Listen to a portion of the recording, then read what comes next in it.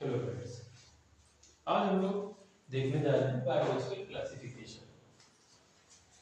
तो जो father of taxonomy है वो लिनियस है। लिनियस ने सारे लिविंग वर्ल्ड को दो भागों में बांटा। एक वो जो अपना खाना खुद बना सकते हैं, मतलब प्लांट्स, और एक वो जो अपने खाने के लिए दूसरे के ऊपर डिपेंड रहते हैं किसी न किसी तरह से, वो हो गए एनिमल्स। तो इन्होंने दो भागों में बांटा, प्लांटी और एनिमेलिया। प्लांट की एक सबसे अच्छी बात, खास बात यह है कि ये क्लोरोफिल की यूज से जो है अपना खाना बना लेते हैं। ऐसे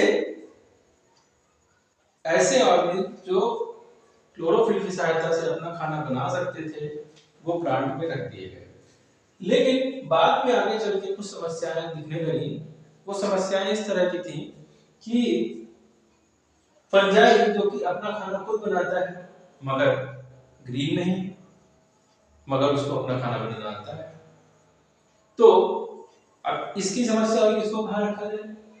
दूसरी बात थी कि हमको मालूम है जो सेल्स होती हैं वो एक एक जो है प्रोकैरियोटिक होती है, दूसरी यूकैरियोटिक होती है। प्रोकैरियोटिक सेल्स में बहुत सारे सेल्स होते हैं जिनमें सेल की कवरिंग ही नहीं है, जिनमें प्रोटोप्लाज्म नहीं है, तो ऐसे भी जीव थे। तो फिर इनको जो है फर्दर जो है अलग बांटा गया। तो आर टेकर ने इनको 5 भागों में क्लासिफाई किया। ये 5 भाग थे: मोनेरा, प्रोटिस्टा, फंजाई, प्लांटी और एनिमेलिया। मोनेरा वो वर्ग था जिसमें सारे के सारे जो है प्रोकैरियोट आते थे। ये प्रोकैरियोट बैक्टीरिया थे, साइनोबैक्टीरिया थे, आर्कीबैक्टीरिया थे। आर्कीबैक्टीरिया सबसे पुराने बैक्टीरिया होते हैं। तो इन सबको इसके अंतर्गत रखा गया। इसके बाद दूसरा वर्ग जो था वो था प्रोटिस्टा का। तो प्रोटिस्टा में प्रोटोजोन्स का रखा गया। अब ये जो प्रोटोजोन्स होते हैं, अब इन प्रोटोजोन्स की खासियत क्या थी? ये यूनिसेलुलर थे, एक सेल के अंदर ही सारी चीजें होती थी और यूकैरियोटिक थे। तो एक तरफ तो इनके अंदर ट्रू न्यूक्लियस भी पाया जा रहा था, इनके अंदर न्यूक्लियर मेम्ब्रेन थी और जो है सेल ऑर्गेनेल सारे पाए जा रहे थे, मगर ये एक सेल से बने हुए थे।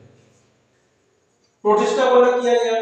इसके बाद फंजाई, जिसके बारे में हमने बात की कि ये नॉन ग्रीन थे मगर अपना खाना बना ले रहे थे, मगर इनको प्लांट नहीं कह सकते थे, इसलिए इसको अलग वर्ग में रखा गया। वो वर्ग था फंजाई या कवक। इसके बाद प्लांटी और एनिमेलिया, जिसके बारे में हमने देखा। बाद में फर्दर जो है प्लांट को पोस्टॉर्टिको ने अलग से फिर से क्लासिफाई किया और उसको दो भागों में बांट दिया। एक जिसको थैलोफाइटा बोला जाता है। थैलोफाइटा वो प्लांट है जो कि थैलस है, थैलस से बने हुए हैं, और इसके अंतर्गत उन्होंने एल्गी, फंजाई, बैक्टीरिया और लाइकेन्स इन सबको रखा। और दूसरा वर्ग जो था जिसमें इस जो है एम्ब्रियो का फॉर्मेशन हो रहा था, उसको एम्ब्रियोफाइटा के अंतर्गत रखा गया। एम्ब्रियोफाइटा के अंतर्गत इसको फर्दर जो है 4 भागों में क्लासिफाई किया गया: ब्रायोफाइटा, टेरिडोफाइटा, जिम्नोस्पर्म और एंजियोस्पर्म। तो ब्रायोफाइटा जो होते हैं ये मॉस है, ये एक प्रकार के काई होते हैं और इनके अंदर फ्लावर नहीं होते, इनके अंदर सीड्स नहीं बनते, ये थैलस होते हैं और इनके अंदर जो है सेक्सुअल रिप्रोडक्शन नहीं पाया जाता। तो इसी प्रकार से टेरिडोफाइट्स है, जिनको हम लोग फर्न के रूप में जानते हैं। बहुत सारे फर्न हमारे लोग के आसपास जो है सजावट के लिए इस्तेमाल किए जाते हैं। तो जो फर्न है वो टेरिडोफाइट्स है। उसी प्रकार से जिम्नोस्पर्म, जिम्नोस्पर्म जिसमें कि साइका, स्पाइनस, इस तरह के जो है इस तरह के प्लांट होते हैं जो कि फ्लावरिंग नहीं करते। ये ज्यादातर और जो है आजकल ऑर्नामेंटल प्लांट्स के लिए यूज किए जाते हैं। और इसके बाद एंजियोस्पर्म, एंजियोस्पर्म वो पौधे हैं जो कि फ्लावरिंग करते हैं, कलरफुल प्लांट्स हैं। तो ये जो है एंजियोस्पर्म में सारे के सारे जो फ्लावरिंग करने वाले पौधे थे उनको जो है एंजियोस्पर्म के अंतर्गत रखा गया। बात करते हैं एनिमेलिया की। तो एनिमेलिया को जब मॉडर्न क्लासिफिकेशन, अब हम लोग मॉडर्न कलर क्लासिफिकेशन की बात कर रहे हैं, जो प्लांटी है वो स्कॉटिफो के द्वारा और मॉडर्न क्लासिफिकेशन में फिर से एनिमेलिया को दो भागों में बांटा गया। एक हिस्सा वो था जिसमें प्रोटोजोन्स थे, जिसको कि विटेकर ने प्रोटिस्टा में रखा था, उसको मॉडर्न क्लासिफिकेशन में उठा के प्रोटोजोआ को इधर रख दिया गया। प्रोटोजोआ का मतलब हो गया कि एक सेल से बनने वाले ऑर्गेनिज्म, जिसमें अमीबा है, पैरामीशियम, यूग्लिना, इस तरह के बहुत सारे जो है जो पाए जाते हैं ऑर्गेनिज्म, वो इसके अंतर्गत रखे गए। दूसरा वर्ग था जिसको जो है मेटाजोआ कहा गया। ये एक सेल से नहीं बने हुए थे, कई सारे सेल से मिलकर के बन रहे थे, इनके अंदर बहुत तरह तरह के सिस्टम जो है डेवलप हो रहे थे। अब कुल मिला के जो है इनको 10 फाइलम में बांटा गया, और 10 फाइलम में एक फाइलम तो जो है प्रोटोजोआ हुआ, बाकी जो थे मेटाजोआ को फर्दर दो भागों में बांटा गया। एक थे कॉर्डेट्स और दूसरे थे नॉन कॉर्डेट। कॉर्डेट का मतलब होता है वो जिनके अंदर जो है स्पाइनल कॉर्ड पाई जा रही है या रीढ़ की हड्डी है, और नॉन कॉर्डेट्स वो हैं जिनके अंदर जो है वर्टिकल कॉलम नहीं है, वर्टिब्री नहीं पाई जाती है। तो नॉन कॉर्डेट्स में जो है एक पहला है पोरीफेरा। पोरीफेरा जिसको हम लोग कॉमनली स्पंज के रूप में जानते हैं। स्पंज कई प्रकार के होते हैं। इनके जो पोरीफेरा है, ये इनके अंदर वाटर वेस्कुलर सिस्टम पाया जाता है। ये जो अपना भोजन है वो पानी के द्वारा ही जो है रिसीव करते हैं। इनके अंदर बहुत सारे ऑस्टिया होते हैं, छोटे छोटे पोर होते हैं, जिनसे वाटर अंदर की तरफ आता है और बाहर की तरफ निकल जाता है, और इस प्रकार का ऑस्कुलम होता है जो कि एक आउटलेट का काम करता है वहां पे। इसके बाद दूसरा जो हमारा फाइलम है वो है सिलेंड्रेटा। सिलेंड्रेटा का एक जो कॉमन ऑर्गेनिज्म है वो हाइड्रा है। हाइड्रा के अंदर बहुत सारे टेंटिकल्स पाए जाते हैं, और ये जो है जो समुद्र है उसकी सतह पर लगा हुआ पाया जाता है, और इसके अंदर निमेटोब्लास्ट पाए जाते हैं। निमेटोब्लास्ट एक प्रकार की जो है सेल्स होती हैं जो कि दंश कोशिकाएं हैं, और ये ऑर्गेनिज्म को जब वो किसी ऑर्गेनिज्म को जब उसे खाना होता है प्रे को, तो उसको पहले वो उसको दंश कोशिकाओं से मार देता है, उसके बाद जो है खाता है। तो सिलेंट्रेट्स में हाइड्रा के अलावा जेलीफिश, सी एनीमोन ये सब भी आते हैं। इसके लिए इनके अंदर सबसे अच्छी बात होती है कि इनके अंदर नर्व सेल्स जो है पाई जाती हैं, और बाकी जो इनका जो रेस्पिरेशन जो है, रेस्पिरेशन विदाउट ब्लड जो है इसमें पाया जाता है।